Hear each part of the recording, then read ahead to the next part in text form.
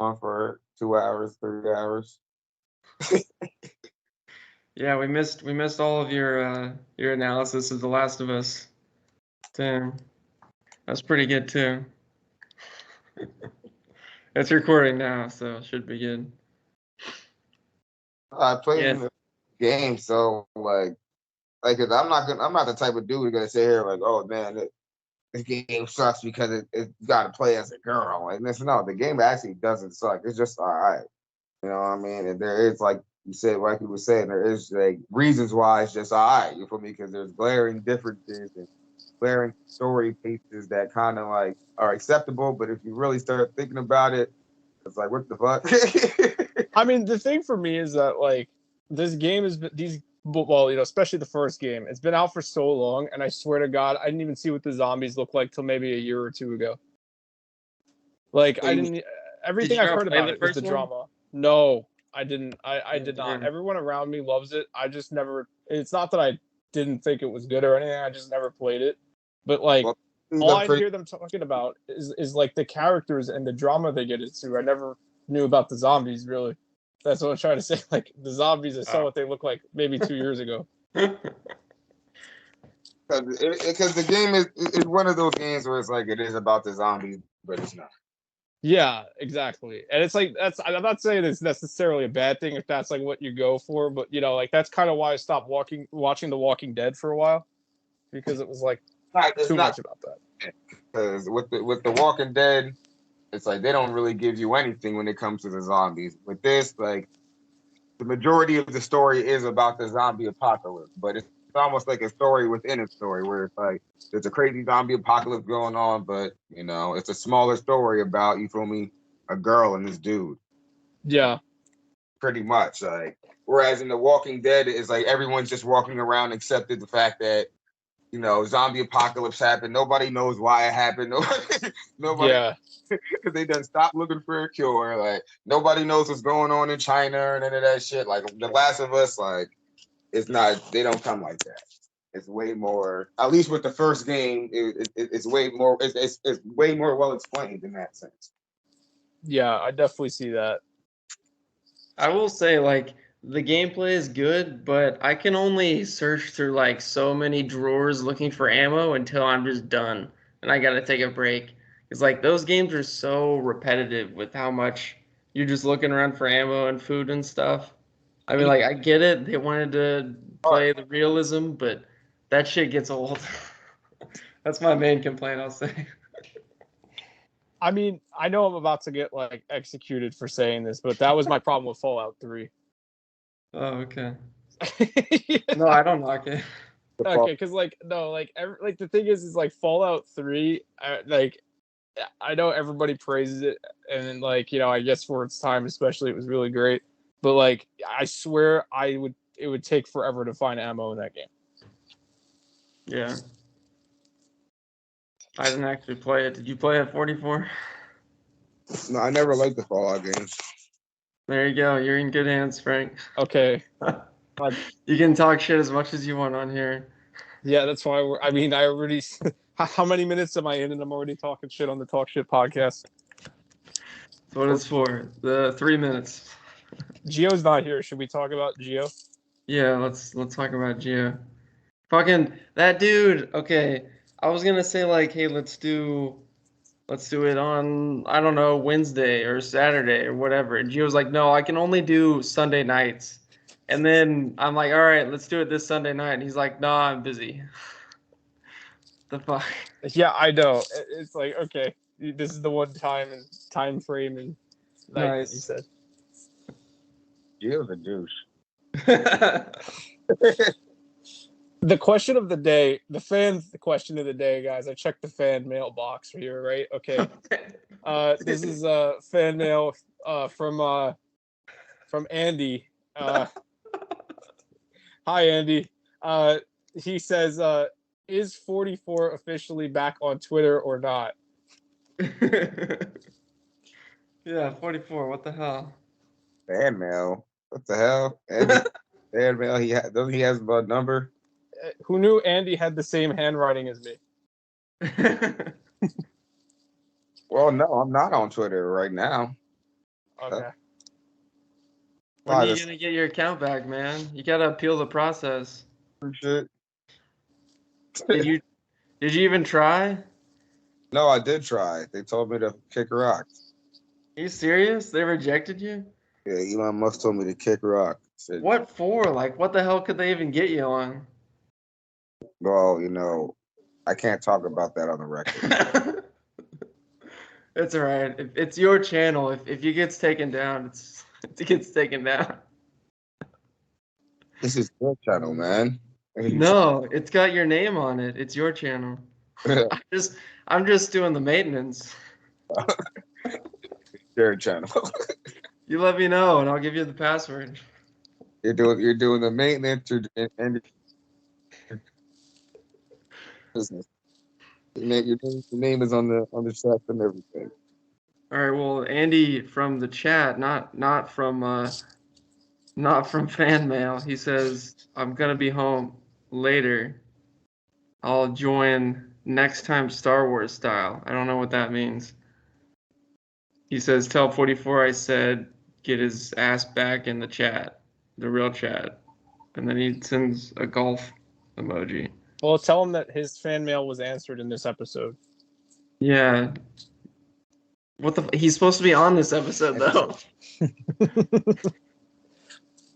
I mean, we have so many fans. He was lucky enough to be even chosen. You know what I mean? Yeah, this is our fan featured episode. So how you guys enjoying the Age of Petaverse? I'm not. Into the what? Oh, the I end. said the age, not the end. It's the Oh, age. I thought you said the end of it. I was like, oh, well, I mean, that's a different question. I mean, Bro, I'm confused. What are you asking? Yeah, he's asking about James Gunn's new universe. Oh, the Petaverse? Yeah, the Petaverse stuff. Okay. I thought you said Into the Spider-Verse, and I was like, yeah, it's coming out this year. It looks good. Yeah, Petaverse. That shit's just not gonna get off the runway. Yeah, I mean, the thing is that I don't know exactly where. I don't even know. The thing is that I don't know where. Like, the thing is, I'm just speechless because I have no idea what to even say about like what these announcements that he's been teasing for like 10 years. It feels like already. Yeah. I wish he would just say something definitive. Like the last time he said something definitive, it was that Henry Cavill was out. And then all of Twitter just went apeshit on his ass. Like I am sick of like hearing everybody though, like it's like try to tell me like, oh, like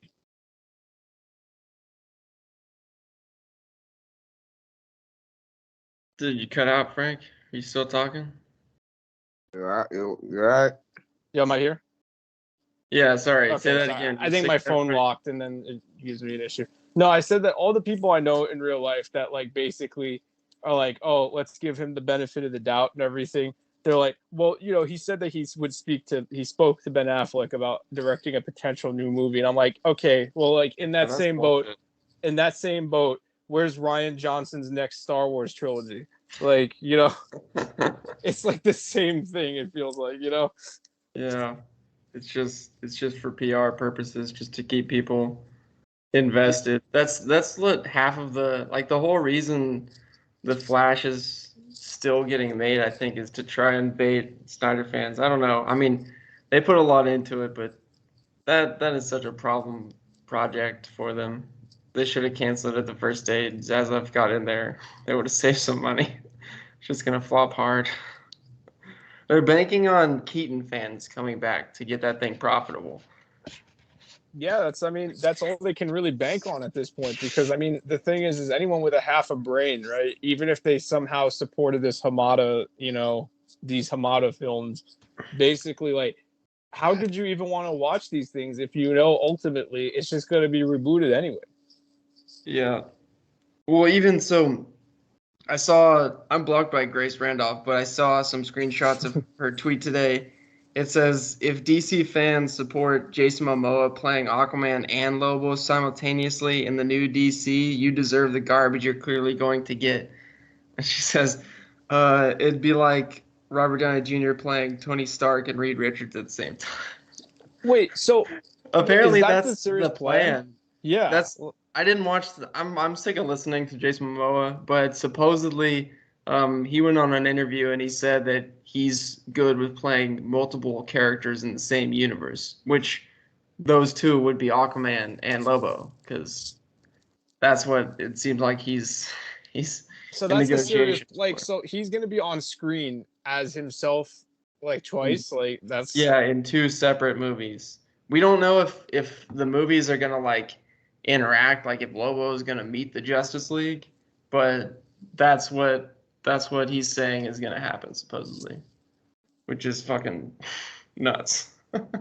That's so stupid. Yeah, I mean, the thing is that like, I see what. Obviously, I think he's definitely going for Lobo. I guess it depends how Aquaman 2 performs on whether or not they actually continue with his Aquaman thing or not. But Yeah, I think Aquaman 2 has to really make bank for them to do a third. yeah, like if it does the numbers it did last time, I guess basically, it essentially, probably will. And it won't. No, I there's don't no think so way. either.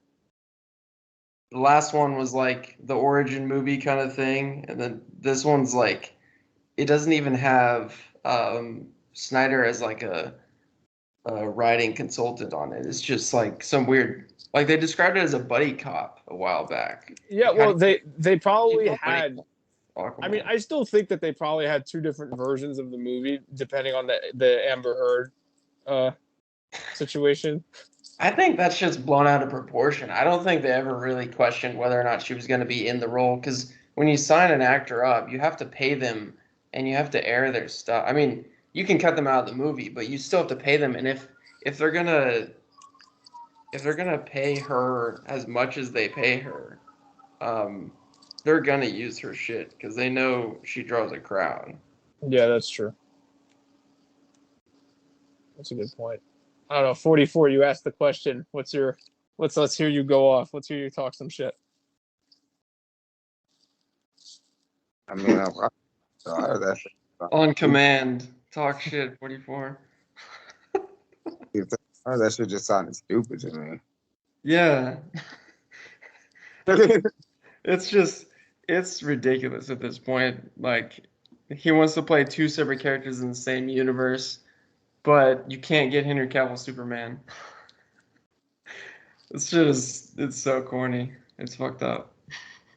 I mean, the thing is that like, is he even gonna have this deal forever? I mean, I don't know how they're gonna even handle that, because then like they're gonna be doing a younger Superman, but is like the flush supposed to like be their explanation as to why some of these people still really do exist? Like, I know that was like obviously what is going to happen or was going to happen, but are they going to utilize that as the tool? So basically, James Gunn has his blank slate and could keep and pick and choose and have Aquaman and Lobo by the same actor and all this other shit.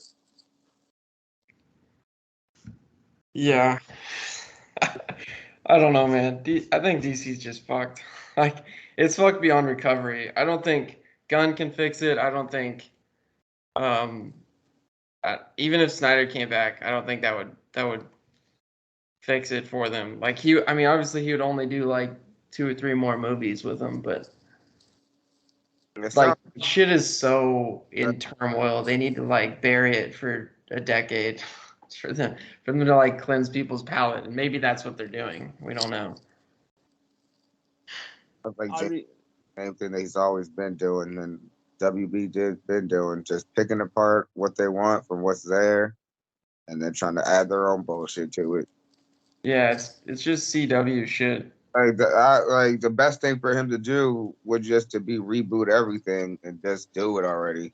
But he's not gonna do that because he has to cast his wife as that stupid character that no one knows, and he has Amelia Harcourt. Thank you, Frank. Also, because he doesn't doing your research. Work, he doesn't want all the blame either. If it doesn't work, he's gonna say, "Well, I have to keep Jason Momoa. I have to keep Gal Gadot and all these certain elements because that's what people liked, and I only could add what I could add in certain areas. That's what he's But gonna say. like far and above Jason Momoa and Gal Gadot, Henry Cavill was far the fan favorite for Superman. Like people who hate Snyder and hate Snyder's movies still love Henry Cavill as Superman. Like he's the most universally loved part of the whole universe. That casting, and yet Jason Momoa keeps his part, and Gal Gadot keeps her part, and Amelia Harcourt. Thank you, Frank. And the Suicide Squad and Harley Quinn, Margot Robbie, like all that shit stays. Done, So though. it's like But- it's clearly they're just playing politics. I think Emmerich is still pulling strings on everything right now. Is Gal still keeping her part officially though? Nah, I don't know. I heard rumors she was out too. Yeah, because I don't know, like that post seemed kind of like she's kind of done. I remember, yeah, I remember Grace saying that Wonder Woman 3 was going to be her last movie, but that got canned, so she just might be done. Or maybe it's after Flash she's done. I don't know. I mean, from the way it seems to me is that I think that like between the performance of Wonder Woman 84 and then like obviously whatever people feel about, you know, her comments or the way she's acting, I don't know, they seem like they've kind of turned on her, the general audience, I guess I should say. So I feel like they're like, all right, we're just gonna get a new one, you know, new Wonder Woman. Turned on Gal? Yeah, there's a lot of fan casting. Yeah, I don't know I mean, there's people who think she's like a Zionist or whatever. that's what I'm like. I don't know, like if that's really like I don't know what the term is, but like it seems like I guess because like wasn't it during the whole Israeli conflict or something that like she got politically involved with it or something, and basically everyone was like, oh, fuck her between this and Wonder Woman 84. Well, she's from Israel, and Twitter is a bunch of Free Palestine activists, so they'd naturally be enemies, I guess. I think you're seeing like it's Twitter, so it's like super inflated of what the real opinion is from. Of course, yeah. I mean, it definitely is because, like, I mean, it's just like I don't know. It's kind of crazy to me because I saw like from Gal's like beginning, she was like on top of the world, right? And then all of a sudden, I see everybody hating her in 2 seconds, and I know that that's the way it works on like everything. But it's just kind of like I was like, maybe this is why they're probably gonna go down that route. Yeah, it's typical Mean Girls cancel culture shit. I don't know.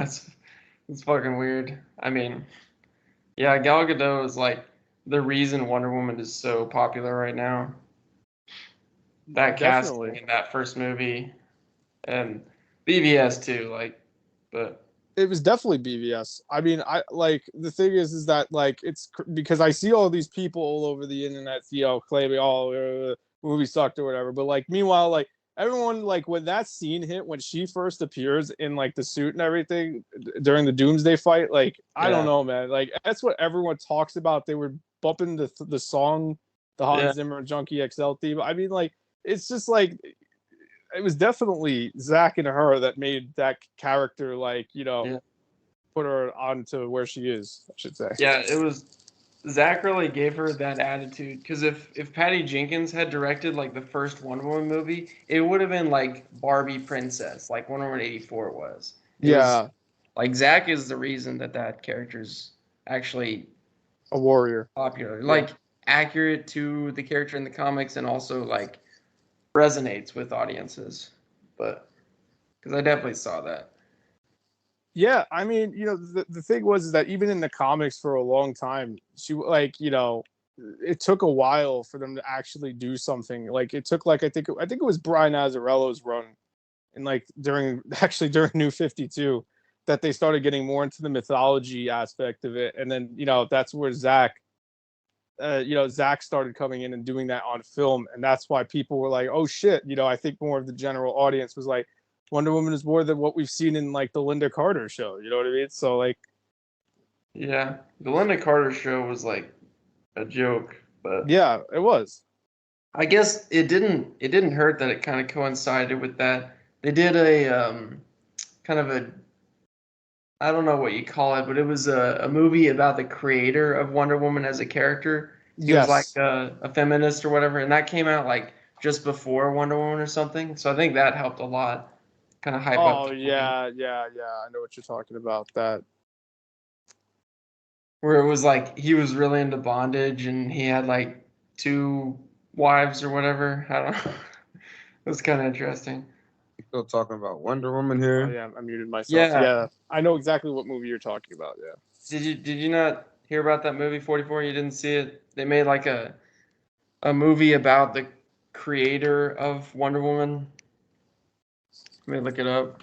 Professor something in the Wonder Woman. I forget what it's called. Right? I missed it. Yeah, it had Luke what's Luke his name? Evans. Luke Evans as the professor. Um, and he was like really into bondage, and that's why all the early comics are of Wonder Woman getting tied up and Wonder Woman breaking chains and stuff like that. It's kind of interesting, I guess. There was Oh, actually it like a was whole book yeah, that Professor they Marston released. and Yeah, the Wonder Woman. that's it. Yeah. They released a whole book actually of just all of the bondage things that he's ever done because he's done like straight up bondage drawings. Kinky. Yeah, it's crazy. Anyway, Yeah, I mean, moving if you on. didn't know that was a part of the Wonder Woman character, now you know. That's why she has the lasso. Yeah, most people don't actually. Yeah, they don't. It's subconscious, I suppose. Of course, yeah. All right, I don't want to dig too deep into that. Yeah, yeah. Moving on. Um, You what? guys see Avatar cross 200 billion or 2 billion? 200 billion. I'm thinking of our deposits to Ukraine. No, 2 billion. Um, yeah, that was a. I mean, that's such a huge achievement, man, and I'm just glad because I like all of the people that were just saying for so long, like, oh, this movie is never going to do those There was numbers, so blah blah much blah. forced hate. It was crazy. Yeah, like obviously it was going to do it, and they were going to pay to go see it. The same people, so it's like 44, you saw that, right? like it was a self-fulfilling prophecy for sure. Yeah. I'm actually going to see it this week. Oh, nice.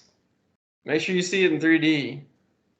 Yeah, I am because they're still playing it in 3D. That's how popular it is.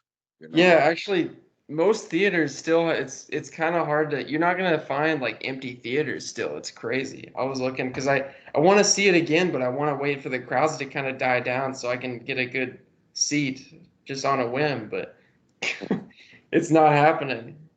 It's still super popular, which is crazy. Of course, I don't know. January is kind of where movies go to die. This is yeah. just it just keeps going because nothing else is worth watching, I guess. I mean, it took me till like week 3, I think it was, to actually get a ticket. I Oh, really? couldn't find a ticket. Yeah, Shit. there was no way I couldn't.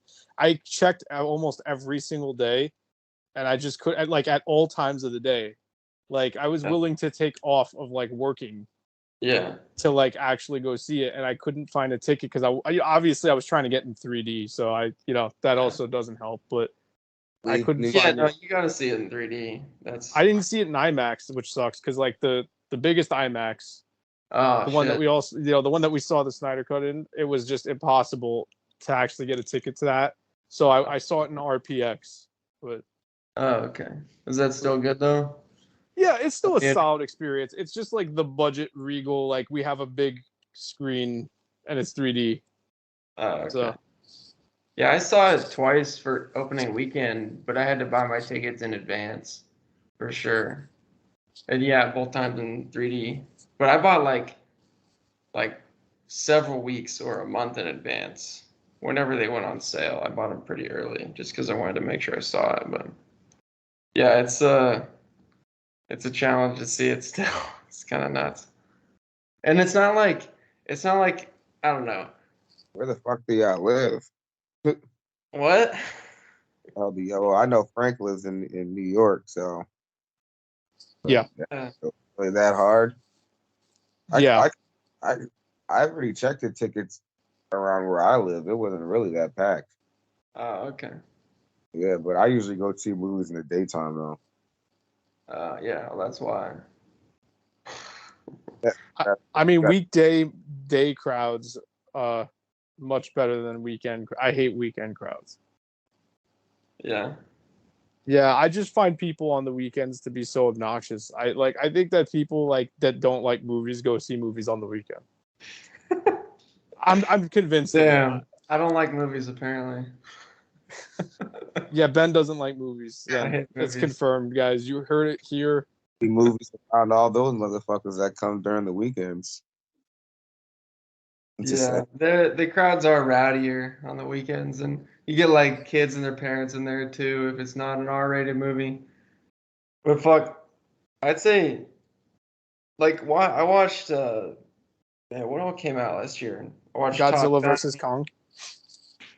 That wasn't last year. That was like 2 years ago. Oh shit, was it? Yeah, crazy. that was like the beginning of 2021. Dude, that's insane. I totally. Yeah, you're right. Jesus I watched it on the plane. That's right. living in a hole.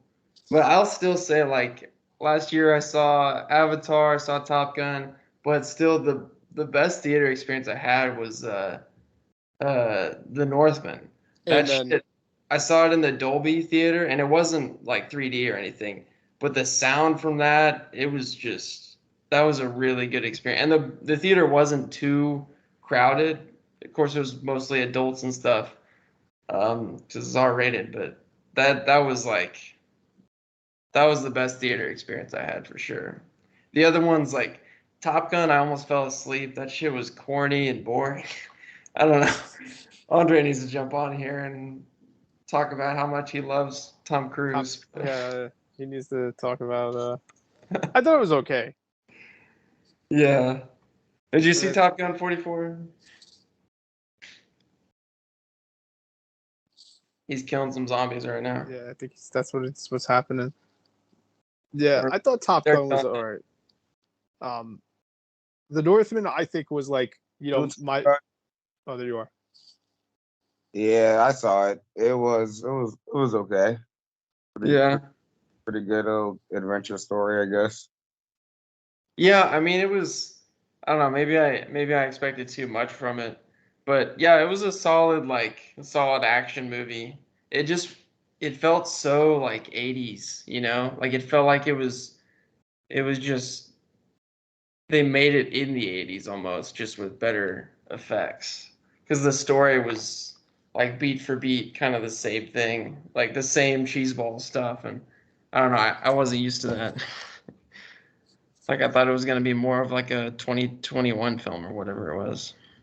Plane stuff was cool.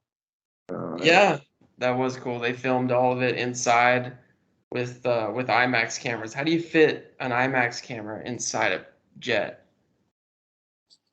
That's kind of mind-boggling to me.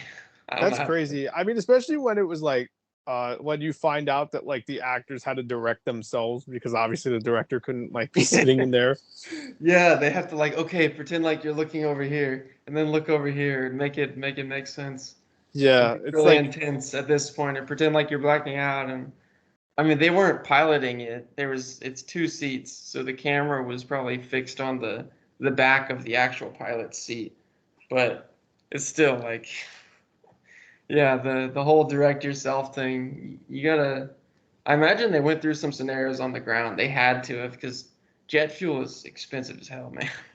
Yeah, I'm sure that they did. I mean, they were probably like, they probably ran through a couple drills beforehand. But like, I know because when I went to go see Doctor Strange, and they had that came out last year too. Yeah, they had like the featurette in IMAX beforehand about like the making of it, and they were like, the most challenging thing was having to direct yourself from this seat, like. Oh yeah. Man, I gotta say that was definitely my least favorite movie of last year. Doctor Strange in the multiverse, more than the Batman. Yeah, more than Batman. Like Batman, I almost fell asleep. Doctor Strange, I was just mad. I was just mad the whole fucking time. I was like, this shit is stupid. It looks bad. The characters' motivations don't make sense. It's just I couldn't get over it. That shit annoyed me to no end. I don't know why, because normally Marvel movies I can just forget about them, but that shit, I hated that. I don't know. It was probably because people on Twitter were hyping it up. I was like, oh, maybe this will be good. I turned my brain on, and it didn't.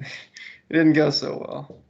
There's Did you nothing see worse that? than Thor: Love and Thunder for me, but Not worse than Thor. absolutely not. Yeah, see, Thor, I was like, it's all about expectations because I was like, oh, well, Thor is getting destroyed on Twitter. So I'm like, well, I'll just go in expecting it to be shitty. And I was like, yeah, this was like stupid and bad, but I wasn't as pissed off as I was for Doctor Strange. I don't know. I mean, like the thing for me was like I had Thor spoiled before I saw it, and my friend works at a theater and basically has free staff screenings, and he was like, "Do you want to go see this?" And I'm like, "You know what? I will go see it strictly so I can just destroy people on Twitter about this movie with Plus, it specifics was from it. free. Plus, it was free, Yeah, and no guilt. yeah, so that's why I saw it, and I still hated it as much as I thought I would. Yeah, but you're a fan of the comic book Thor character, I right? am. I am. Yeah. I'm a fan of both. That's I'm a fan why. of both. See, I'd never read the comic book Thor character. Like the only run I've read is like the Donny Cates run recently, and I haven't even finished. I'm kind of in the middle of it. I think But that's one of the best ones so far. it's good. I'm enjoying it. But like I watched Thor Ragnarok before I picked up Donny Cates run. That's the thing. Yeah. So I was like, this goofy version. I'm like, yeah, whatever. I don't care. He is what I expect him to be, is like some kind of Saturday morning cartoon. Yeah. I mean, the thing is that like, there's obviously differences between both, and I think that that's obviously the case. But like, I obviously very much believe because Taika Waititi didn't like the comics either, so he's making movies for people who never read or didn't like the Thor comics. Yeah. Because there is obviously a very It's I follow one guy on Twitter that says that like apparently he's one of the top 3 highest selling Marvel character comics. Either nobody's buying Marvel comics right. or it really is that case. Well, nobody is buying, so So I guess whoever's buying, there really is just comic readers who just read Thor, is what I guess it is. And that's very few and far between people. But hey, well, to be honest, like the whole comic book movie industry has always been an inside joke to Hollywood. Like Hollywood laughs at how stupid comic book characters are. And so they've never been taken seriously. You only got characters like comic book characters getting taken seriously when Nolan came around and when Snyder came around. Like before that, I guess Spider-Man. I was just gonna say Raimi's Spider-Man. I think Yeah. yes, it has some cheese in it, but I think it's a pretty serious thing. Yeah, well, in my opinion, Raimi's Spider-Man was respectful to the character, whereas most comic book movies before that were laughing at the character instead of with the character. That's a good point. Yeah. So that's what I think we've just returned to, and that's the norm for Hollywood, where Hollywood directors actually hate comic book characters, so they laugh at them, whereas Raimi was laughing with them, and Snyder was taking them dead serious, and Nolan was taking them pretty realistic, but not necessarily serious. Like he wouldn't pull in all of the lore. Like Nolan would crack jokes about giant alligators in the sewers, and he would change Dick Grayson's name to Robin for some reason because he wanted people to go like, "Oh, I know that character" or something. So I don't know, that bothered me. But yeah, I think the norm for Hollywood is just hate on comic book movie characters, and that's what we're returning to, and that's very much what James Gunn does. Like he has some quotes saying like, "I think comic book characters are the best things and the dumbest things ever created." Yeah. Well, I saw that. Yeah. So I Good thing. think that's just what we're returning to, and that's the type of storytelling that I never enjoyed. Like whenever someone was telling you a story and laughing at the characters in it, like how am I supposed to get invested in that? Like how am I supposed to relate to those characters when the director themselves are laughing at that character, right? I don't know. I agree. I don't think this next phase. I'm probably not gonna watch hardly any of these movies. None of the DC movies, but yeah, I don't know. I mean, the thing is that I don't think they're gonna 44 sounded like you wanted to say something. So Oh shit, sorry. no, it's all good. I did. I don't know. I thought you began to talk. It sounded like you were beginning to talk. Well, no, Ben's right. You know. Okay. Did you see that too? 44. Like the old Hollywood was kind of like shitting on comic book movie characters and didn't give a crap about them, and didn't actually like them. So I always felt like Superman was the biggest joke because, I mean, Hollywood kind of hates the flyover states, as I'm putting my air quotes up. I don't know. It seemed that way to me, that they were like they couldn't relate to anybody from like the middle of the country. So Superman didn't make any sense to them. I remember there was an interview with Zach for Man of Steel where he was saying the W execs came to him and asked him to change Superman's origin story to be like, well, what if he grew up in New York, and what if he's a city boy from the start, and he's like, well, then we wouldn't be making a Superman movie. So Zach was the reason Superman stayed true to the comics for a lot of that. But I don't know. Sorry, kind of not too good at asking questions here. I mean, yeah, go ahead. Let 44 talk. This is his podcast, and he barely talks. So sorry, I don't want to steamroll your podcast, bud. No, me. I was about to talk. So This is Ben's podcast. That's why he's talking the most. You know. Oh my god. I said, got a question now? I didn't. I guess I missed a question. Yeah, what do you think about that? Do you think that that's what Hollywood used to be, and it's coming back to that, or do you think it's going to make a recovery? I kind of think that's just how it's always been, man. You know. Yeah. You know, I don't know. I don't even think the comic industry takes comics seriously. Like that's why they haven't done anything with a lot of comics. Like it's not like it is in Japan where like they'll at least adapt a lot of their comics into like animation or something. Like they don't even do that over here. So it's a thing that kind of shit trickles down in that sense, But I guess it goes up because it starts at the comic industry and it just goes up to the film industry. Because even if you look at comics right now, the people in the comic industry definitely don't have no respect for the art really that much. So why should Hollywood? And Hollywood never really did. That's why most comic book movies that even come out are pretty goofy. Yeah, I mean, a lot of comic book creators these days, like, they use the fact that they work at Marvel or DC as some kind of weird status symbol, and then they just like talking down to the fans. They like get off on it. It's really bizarre. So they're not selling comics and they're not concerned about it. They kind of hate comics. yeah, I mean, I don't think. Well, I think it definitely comes down to like, yeah, there's so many factors into that, right? Because, like, first of all, a lot of the people that got on these things, right, started off doing indie, like their own indie stories, right, and those they'll respect the ground of, right. But then they get put on a book basically to platform their name more, and then it also gets them, like some people, it lets them kind of gatekeep, I guess. But the thing is that like they don't get put on these books usually because they're pushing because they love the character. That happens sometimes, and those people get sadly pushed off of it. It seems like I mean, there were some creators I've spoken to at conventions, like Peter Tomasi, for instance, right? When he first started on it, he like seemed like he really liked working on Superman. Or like, I get the vibe, at least from Donny Cates' run, that like he's really enjoying working on Thor.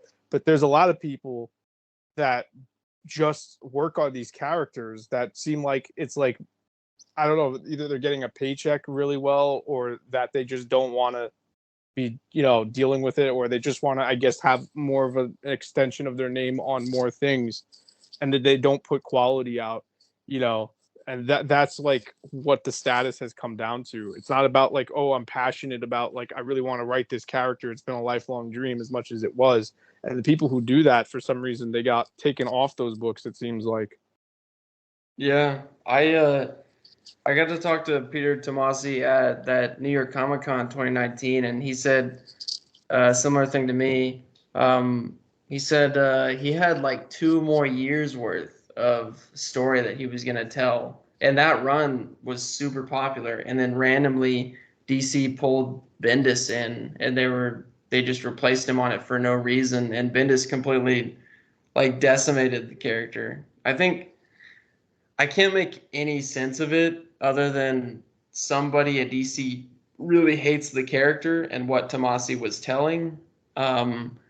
Or potentially, I don't know, maybe there's a bigger agenda, or maybe people who hate read comics buy more comics than people who love to read comics. I don't know. I don't know what the thing is there. It's fucking confusing. But Yeah, it's really strange considering also the fact that, from what I understood, Peter Tomasi, and both him and Tom King had a 100 issue arc of each of their respective characters that they were trying to do.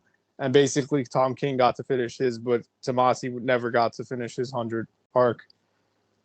Yeah. Yeah. It was, from what I read of it, it was good.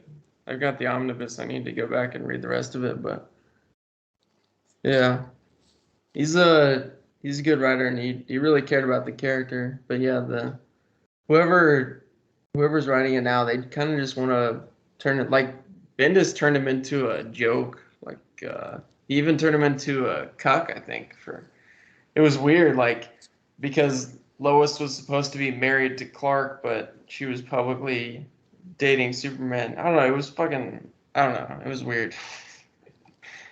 I mean, yeah, the thing is that nothing about his run made sense to me. I mean, even just the revealing of the identity, I feel like was some weird reason that doesn't make sense. And like, nobody I know liked the run, like at all. Like, and I speak to several people who actively read these things, and nobody liked it at all. So I don't know who was really necessarily buying it. And I think that kind of killed it.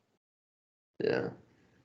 I mean, he's finally off of it now. Isn't somebody else writing it? Yeah, it's Philip Kennedy Johnson, which is just kind of like boring stuff. I mean, he's not really doing anything necessary. It's just kind of like at a standstill, It's just like there's no stories that like Tomasi's run, for me at least, was like this is the next step of Superman's,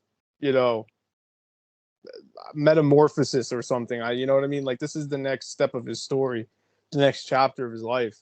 And like I thought that was pretty revolutionary considering, what was coming out of the comics beforehand really wasn't really necessary. It was New 52, but it was kind of like, a lot of repetitiveness and stuff. So I was like, okay, cool. We're about to see, Superman being a dad and living this life and everything.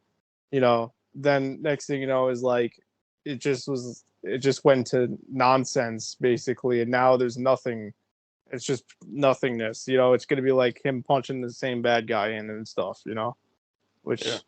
I'm sure there's more than that going on, but you know what I'm trying to say, like basic story stuff.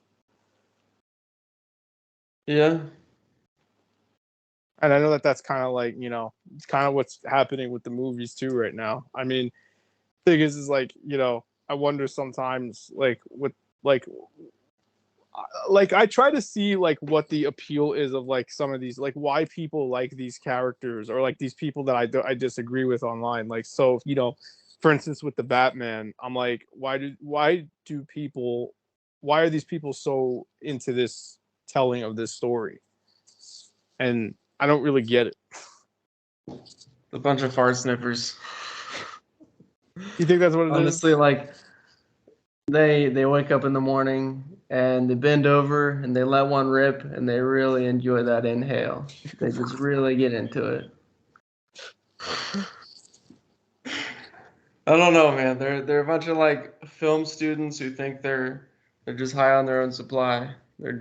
They're really into like, oh look, the color grading in this shot, and then anything Snyder does is also like, oh, the color grading's terrible because it has Snyder's name on it. I don't know. It's fucking. They make no sense and they're super hypocritical. Like, I just don't know what it is about like this particular telling of the Batman that they can say is like better than you know. Even, I think like, it's because he's kind of like a soy boy. Like he's not built. He's more relatable because he's like a shrimp. oh, I see what He's you a mean. skinny dude, and he's kind of a loser, and he's a loner, and maybe his parents have money, and that's what they relate to. He's like an emo. He's like an emo. Kind of just a loser. But that's I don't know. Batman's never been that. No, he hasn't. He hasn't. Like he's That's the always thing. been like a self-made man, like a dude who, like yeah, he comes from money, but he never uses the money to build himself up. He uses the money to create this weapon, this vigilante weapon that he uses against criminals. I don't know. Yeah. And he's super disciplined, and this Batman wasn't disciplined at all. No, So it's like I mean the thing is too is that like I very much don't like the idea that they're using him as the symbol of hope. yeah, that was fucking Like, stupid. It really that's actually like, for oh, me Batman is the worst Superman part of now. it. What? You know what I'm trying to say? Like I mean, Yeah. I mean you would, but like I mean, I feel like people don't understand what I'm trying to say with this because like sometimes I talk to people and they're looking at me like I'm crazy, but like Superman has always been that, right? So why are you trying to make Batman this? And the It's thing is just that everyone liked it when Nolan was having him say, "Oh, like for while Nolan was running it, he was like supposed to be, oh, this is fear. You're supposed to fear, right? Like he's striking fear." But now it's like, oh no, Batman shouldn't be fearful because I keep saying to people that this Batman doesn't scare me at all. yeah. He looks goofy as fuck. The costume is He awful. does. Yeah, Like that costume is bad. he looks I can't say what I think he looks like. Yeah. He looks like a deformed human. Like I don't know. Timmy from South Park kind of a thing. Yeah, it's just like the thing is like the way that the cowl is like engineered and looks, I don't know, it just looks strange. It Like looks it's so bad. And it doesn't even look like he made it himself. Like if some emo kid was gonna make a cowl himself, he wouldn't make it look so stupid. He'd make it look like really angry. Like yeah, it yeah, would that's look a good point. unprofessional, but it would look like really angry. And this just looks like I have no fucking clue. Like a gimp mask. Like maybe Matt Reeves is like really deep in the closet and he's just because the Riddler is very much in the gimp suit the whole time. Yeah, And Catwoman's got some bondage stuff. But I don't know. I mean that's pretty comic accurate, but yeah. I mean, I don't know. It's just bizarre. Like it's I think to represent these characters, you have to have an understanding of mythology and you have to have an understanding of how heroes are portrayed in society. And Matt Reeves, when he's characterizing his version of Batman, there's nothing about him that's like heroic.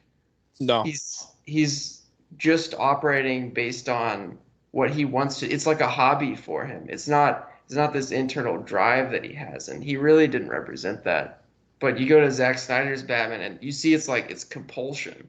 Like he's almost OCD about this stuff that he has to in BVS especially, he has to make sure that the world is safe and he puts that burden on his own back. That he has to take down this alien that he thinks is a threat. I don't know. But in the Snyder cut, he comes around and he redeems himself and he starts inspiring others to do heroic deeds. Like he starts mentoring members of the league because he has to bring them all together. So I don't know. I don't. Maybe Matt Reeves wants to start from a spot where this Batman is like a loser, and then in the next movie he's gonna be more like Batman. Like I guess, but he better change that fucking cowl and the score, they better change the score because they can't play the same damn tune, the same damn like clip every 5 minutes like they did for this last one. Yeah, I mean, the thing is that like they really. I try to figure out like because like when I see these people like trying to like say like this is like a modern Marvel and like that's something that Nolan and Snyder could never achieve and everything, and I'm just trying to figure Do out like people really what say it is. that? Where are they even coming from? I don't know. No, I'm just talking about stuff I've seen on Twitter. Obviously, I mean, I'm not talking about real life, guys. I don't know if like I'm just like so shocked that that's what people think or whatever. So I don't know. I try to figure out where they're coming from with this and like what brings them to that. Yeah, I don't know. We lost 44. I guess he got bored. Fuck. I mean, he could have stayed here. Like, what does he want to talk about? Like, I don't know. text him. He said he's taking a call.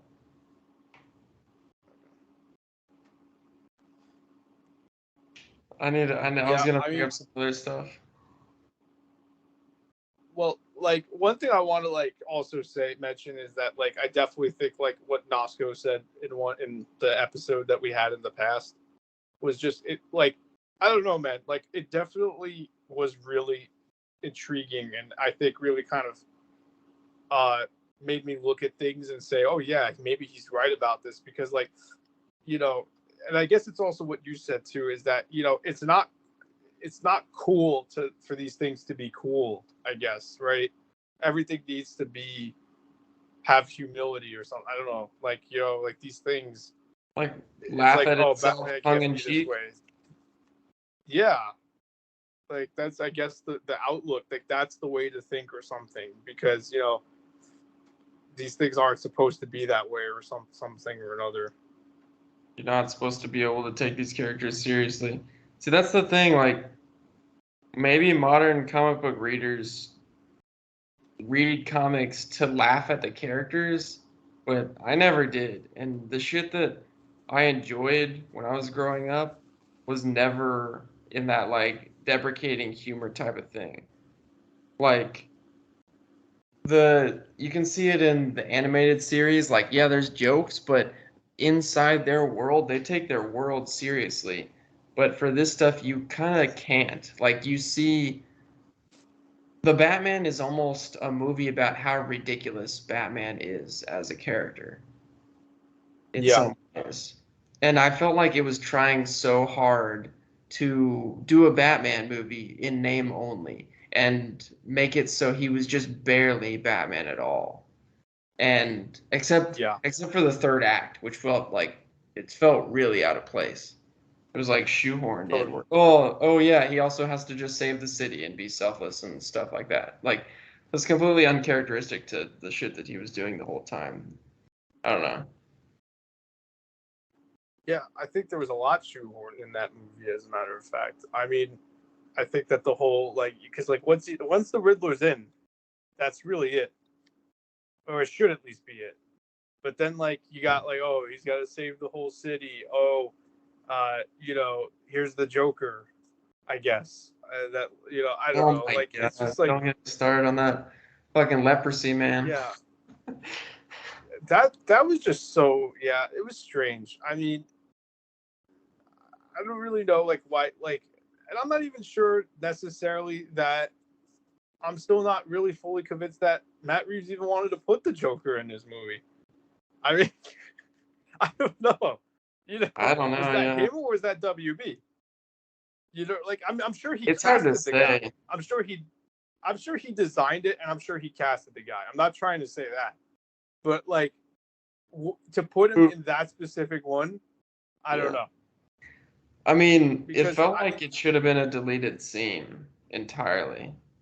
Like you shouldn't even put that in there. It was so tacked on. It was almost like they were padding the movie to make sure it hit 3 hours or something.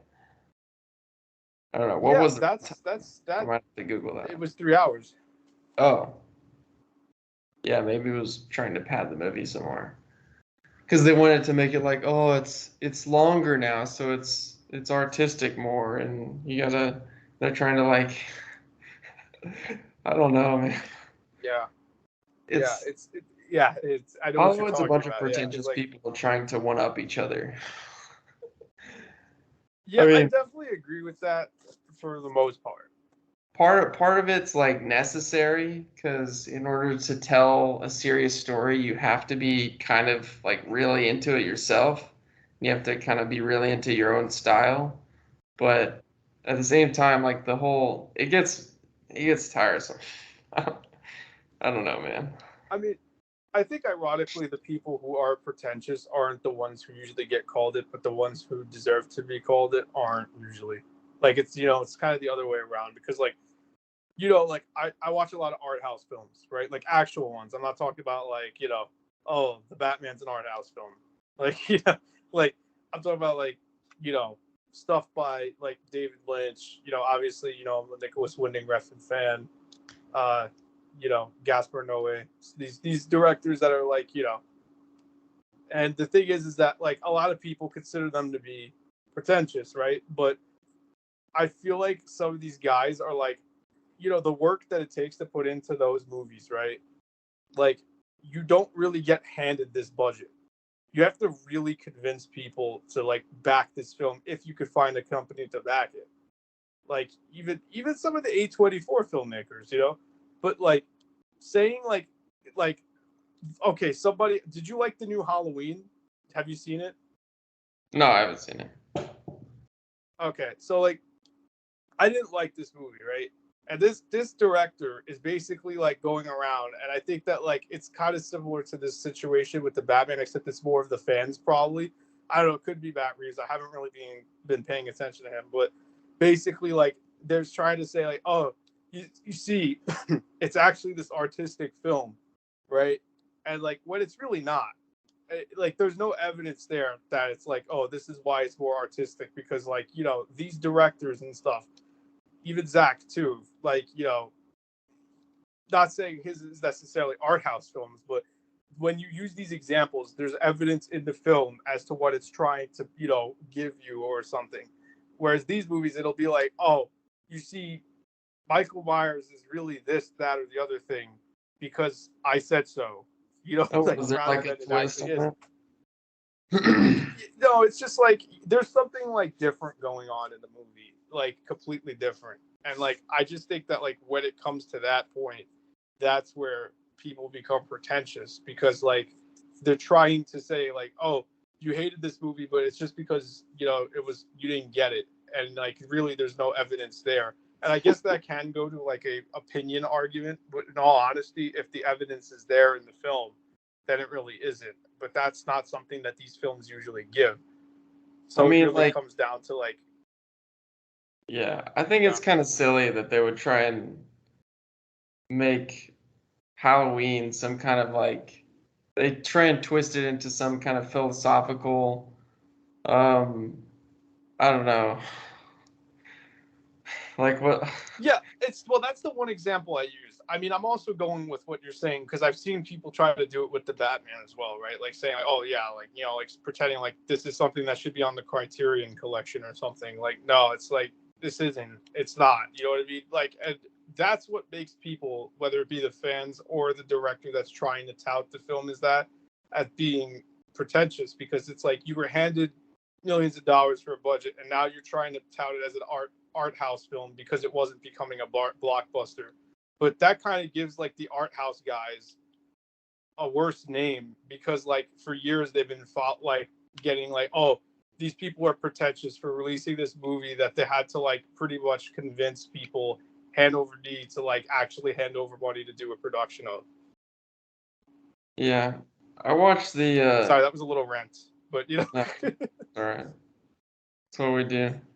That I watched the what was it? Halloween Kills. What was the one that came out before the most recent one? yeah, Halloween Kills.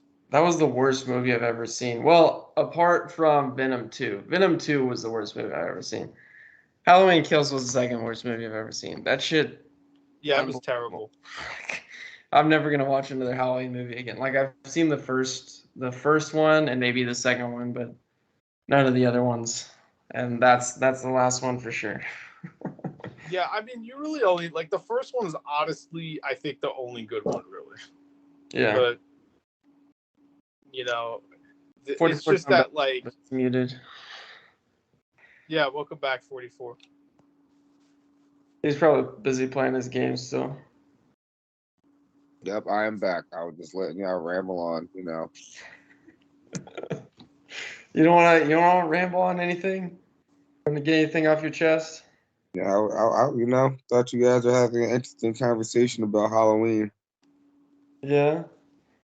You like any of those movies? Originals.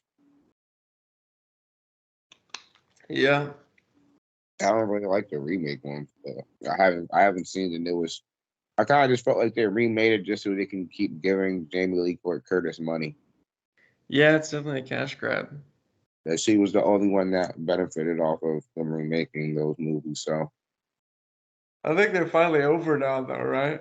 Like, she said she's not doing anymore, or they killed her off or something. yeah, who knows? But maybe it's for the best. How far can they really take it when they're ready? Yeah. They already took it too far. I'll say that. Too much of a cash grab. There's another. I've never really been a fan of Scream, but there's another Scream movie coming out too. I guess people are excited for that. They're bringing back old cast members and stuff. You guys see those old movies? What movies? Scream? Oh yeah, the originals. Yeah. Yeah, Do you like those? the first three Scream movies are pretty good. After that, they kind of just started getting all over the place to me. Yeah. Brad. There was some other scary movie I watched not too long ago. I can't remember what it was. It wasn't too bad though. It's kind of like a more modern one. I don't know. Are you into scary movies, Frank? Frank just left. Oh fuck. Perfect. What scary movies do you watch, 44? Yeah, I just watched Smile not too long ago. That was all right. Oh yeah, shit. Um did you watch Barbarian? Oh yeah, I watched that too. That was pretty cool. Not Yeah, I like that movie. that scary, but I had a good story. Yeah, it was intense for a little bit though, and they find the cellar, and then there's like cages and shit down there, and you have like no idea what the fuck, and then there's some giant that comes. That shit was like, what the? I was freaked out watching that. It was good though. I enjoyed it. And they go up above ground, and they start talking to the homeless guy. And the homeless guy's like got it all mapped out, and he's like telling them what time the lady comes out, and she's not even the worst thing in there. It's like that was a fun movie. It was the whole incest family. Yeah. Yeah, that was wild. What the fuck? The only thing that didn't make sense to me was like you can't do that much incest in that short a time period. Like So how do you know? well, that lady, she was like full grown incest baby. And she looked like she was maybe like 30 or 40 years old. But that guy, he was abducting ladies in like the 70s. And you would take like, it'd probably take like 5 or 6 generations to get to that point where it's like, No, it's so incestuous. It's like, I don't know. because what he did was he I guess she had no exposure to the outside world and no language, so. what happened was he kidnapped a woman and then he knocked her up, or one of them at least, because he kidnapped a few of them, but he kidnapped one of the women and then he ended up knocking her up, but he kept her there so he can keep like raping her and shit. But she had a kid, so he hid it from like his family and like the rest of the world and all that shit. So he kept them underground. So when the girl got old enough, like he was pretty much molesting the little girl that she gave birth to, which was his daughter. He was pretty much molesting his own daughter down there in the basement. So then she had a kid. Yeah, that's what I'm saying. Yeah. He probably had a kid like at a young age and all that shit, and that shit just it kept going for a little bit, and then eventually, I think it was either like the third or fourth time, like it led down to that last one. That's Yeah. probably essentially what he was doing. He was molesting his own daughters, and then having Yeah, and granddaughters.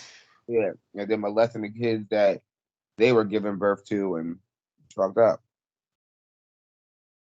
Yeah. No, no, I understood that. I was just saying, like, I feel like you couldn't get a giant baby that was that, like, retarded from just twice, 2 rounds. I don't know. The thing about that movie, it's so like it's so fucked up that it's kind of like a You, little bit funny in my opinion. Like it's just so ridiculous. if you fucking had sex with your daughter, What?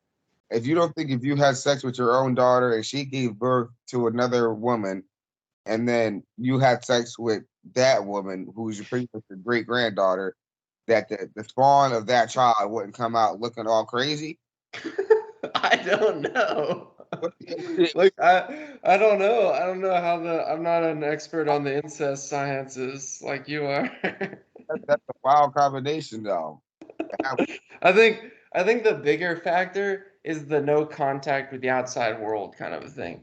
Because Yeah, like if you have a baby and you don't take care of it except for like feed it, it's not gonna have any education. It's not gonna be able to speak like actual English or any sort of language. And if that baby has a child and it can't teach the child anything, like you've pretty much created like this caveman type. I guess that's why they call it barbarian, because you've created a barbarian that has no knowledge of the outside world, no intelligence other than just like an animalistic instinct to survive and I guess take care of its own baby. Just no, like, the dude was the barbarian. well, He was the one. that's what I think you're supposed to assume going in. Clearly, But he was the one that did all that barbaric shit and caused all that. Like, well, yeah, okay, yes, he is a barbarian, but also the fact that like think about what a barbarian is. It's like a prehistoric like caveman type person. they raped. And Well, it's not yeah, he barbarian was back he that. was like a serial rapist, but his granddaughter was the barbarian. His granddaughter couldn't speak English. She was violent, and it was like some kind of animal. That's what a barbarian is. And yeah, he She, was acting barbaric also, but hell yeah, he was raping and pillaging and all that shit. That yeah, way, he wasn't just breaking into women's houses and raping them once. He was taking them home with him. yeah, Like yeah. I don't know how he disposed of their bodies. Did they did they like tell that? I yeah, don't remember that. down there. Who knows? All right. Well, anyway, enough talking about like rape and incest. I went to go see Dave Chappelle and Chris Rock on Friday night. That shit was fun. Those guys, uh, dude, I laughed so hard that I lost my voice for the rest of the night. Like, I don't know, something about seeing them live. It's way different because you're laughing not only. Okay, so they had a bunch of abortion jokes like Chris Rock did. And in Oklahoma, they're very pro-life. So, but they also like can't differentiate sometimes between what a joke is and what like an actual political stance is. So Chris Rock would get up on stage and he kind of did like one of Dave's old bits where he was like, "Yeah, I'm fully pro-choice. I'm fully I think it's definitely a woman's 100% choice to kill a baby." And then the arena kind of there were like pro-choice girls in the audience screaming, like cheering him on. And then when he said "kill a baby," they like got real quiet. And so that's the shit that I was kind of laughing at, was like the reaction to the jokes that, people think that there's some kind of political stance because people are politically autistic these days, but it was a good time. I went with an old friend of mine. Have you what? Yeah, you saw Chris Rock live? Cool. Yeah, he was talking about the Will Smith stuff. And Dave was talking about the tranny who tackled him on, or no, I guess it was just a homeless person. Did you hear about that? That he got attacked on stage? Oh yeah, I did. Yeah. Yeah, he had some good bits about that. They're I think their comedy routine. Oh, also Rick Ingram like opened for him. He was pretty funny. But Why do people get hurt? I mean, people always talk about him. yeah. Yeah, he was pretty funny. I think their stand-up routine, it's I don't think it's quite ready for a Netflix special like to get recorded and stuff, but it was pretty damn funny. And Dave was like, I didn't realize he smoked so much on stage. Like he smoked a whole pack during his bit. He just kept lighting up, and I thought it was gonna, I don't know, I thought it was gonna like mess with his voice or something, but he's too relaxed for that. I don't know. Whole pack, that's unhealthy as fuck. Yeah, a whole pack while he was on stage. It was, and he brought 2 packs. He just went through the one. Yeah, he had some good bits about his wife. Yeah, that's a racist shit. Looking forward to that Netflix special. That was our most recent next Netflix special. I haven't even watched that yet. You haven't? Nope. That's pretty good.